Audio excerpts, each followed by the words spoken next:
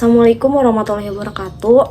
Di sini saya akan menjelaskan tentang konsep manajemen berbasis sekolah.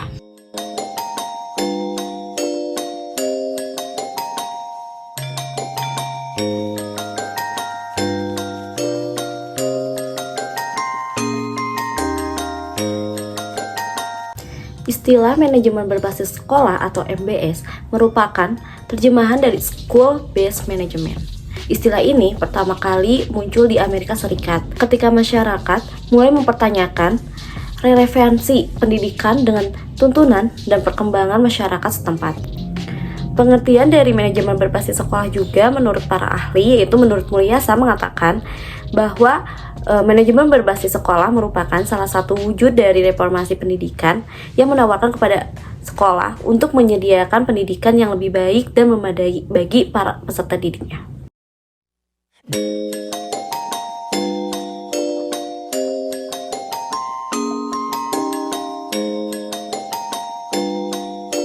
Pada dasarnya, penerapan manajemen berbasis sekolah ini bertujuan untuk, pertama, manajemen berbasis sekolah ini bertujuan mencapai mutu quality dan relevansi pendidikan yang setinggi-tingginya dengan tolak ukur penelitian pada output dan outcome, bukan pada metodologi atau prosesnya. Mutu dan relevansi ada yang memandangnya sebagai satu kesatuan substansi, artinya hasil pendidikan yang bermutu sekaligus yang relevan dengan berbagai kebutuhan dan konteksnya. Yang kedua, manajemen berbasis sekolah ini bertujuan menjamin keadilan bagi setiap anak untuk memperoleh layanan pendidikan yang bermutu di sekolah. Dengan asumsi bahwa setiap anak berpotensi untuk belajar, maka manajemen berbasis sekolah ini memberi keluasan kepada setiap sekolah untuk menangani setiap anak dengan latar belakang sosial, ekonomi, dan psikologis yang beragam untuk memperoleh kesempatan dan layanan yang memungkinkan untuk anak dan masing-masing anak berkembang secara optimal. Berikutnya, manajemen berbasis sekolah ini bertujuan meningkatkan efektivitas dan efisiensi. Efektivitas berhubungan dengan proses, prosedur, dan tepat guna semua input yang dipakai dalam proses pendidikan di sekolah, sehingga menghasilkan hasil belajar siswa seperti yang diharapkan atau sesuai dengan tujuan. Sedangkan efektif, setidaknya suatu sekolah diketahui lebih pasti setelah ada hasil atau dinilai hasilnya. Yang keempat, manajemen berbasis sekolah ini bertujuan meningkatkan akuntabilitas sekolah dan komitmen semua stakeholder. Akuntabilitas sendiri yaitu pertanggungjawaban atas semua yang dikerjakan sesuai wewenang dan tanggung jawab yang diperolehnya.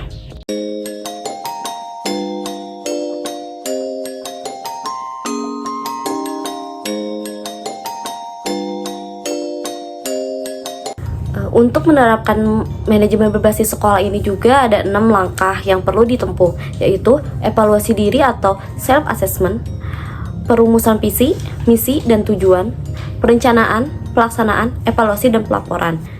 Evaluasi diri itu sendiri atau self-assessment yaitu sebagai langkah awal bagi sekolah yang ingin atau akan melaksanakan manajemen mutu berbasis sekolah ini. Kemudian ada perumusan visi, misi, dan tujuan.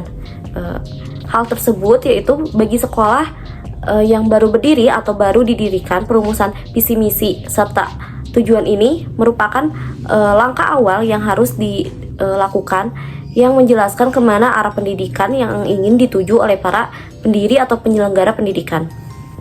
Berikutnya ada perencanaan.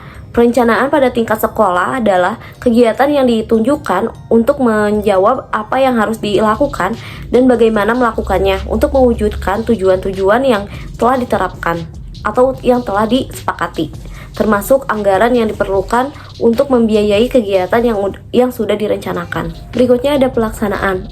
Apabila kita bertitik tolak dan fungsi-fungsi manajemen yang umumnya kita kenal sebagai fungsi perencanaan, perorganisasian, pengarahan, pengawasan, serta evaluasi, maka langkah pertama sampai dengan ketiga dapat digabungkan fungsi perencanaan yang secara berkeseluruhan.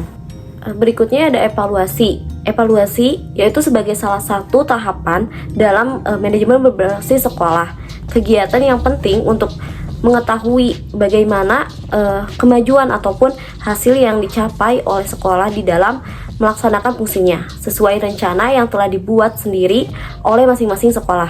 Kemudian yang terakhir ada pelaporan.